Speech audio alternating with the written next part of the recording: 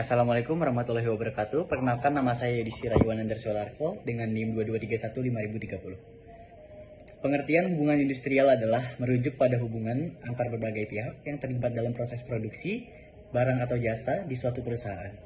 Hal ini mencakup interaksi antara manajemen, pekerja, serikat pekerja, pemerintah, dan pemilik perusahaan.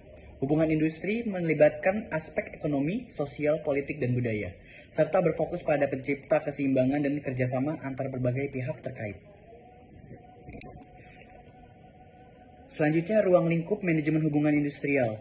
Yang pertama, hubungan antar manajemen, perusahaan, dan pekerja dalam suatu organisasi. Yang kedua, hubungan bisa pada tingkat individual, person-to-person relationship, tidak hanya kelompok yang diwakili oleh satu bentuk serikat atau pekerja. Yang ketiga, hubungan industrial tidak hanya membahas masalah hubungan antara pekerja dengan pengusaha saja, akan tetapi membahas masalah ekonomi, sosial, politik, budaya, dan lain-lain. Tujuan manajemen hubungan industrial. Tujuan dari manajemen hubungan industrial adalah menciptakan lingkungan kerja yang harmonis, meningkatkan produktivitas, mengelola konflik antara pekerja dan manajemen, memastikan kepatuhan terhadap peraturan ketenagakerjaan, serta membangun hubungan yang positif antara serikat pekerja dan pihak manajemen. Manajemen hubungan industrial juga bertujuan untuk mencapai keadilan dalam kondisi kerja dan memastikan keberlanjutan operasional perusahaan. Selanjutnya, perselisihan apa saja yang terjadi di industri. Yang pertama itu ada perselisihan mengenai upah dan tunjangan.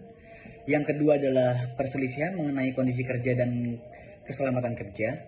Yang ketiga ada perselisihan mengenai hak-hak karyawan.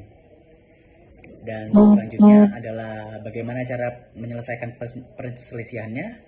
Yang pertama itu cara penyelesaiannya ada di tinjau perjanjian kerja, kontrak atau peraturan perusahaan yang berkaitan dengan upah dan tunjangannya. Pastikan pemahaman yang jelas dan bersama tentang hak dan kewajiban baik dari pihak pekerja maupun manajemen. Penyelesaian yang kedua adalah lakukan evaluasi risiko terkait dengan pekerjaan dan identifikasi area yang melakukan perhatian khusus untuk meningkatkan keselamatan. Melibatkan pekerja dalam proses ini untuk mendapatkan wawasan langsung dari mereka. Penyelesaian yang ketiga, sosialisasi hak-hak karyawan secara jelas kepada seluruh anggota organisasi. Pendidikan terkait hak dan kewajiban dapat membantu mencegah perselisihan di masa depan. Selanjutnya, manfaat hubungan industrial dalam menciptakan keharmonisan.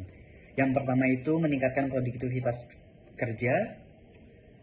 Hubungan industrial yang harmonis dapat menciptakan suasana kerja yang kondusif dan motivatif karyawan untuk bekerja lebih baik. Yang kedua, meningkatkan kesejahteraan karyawan.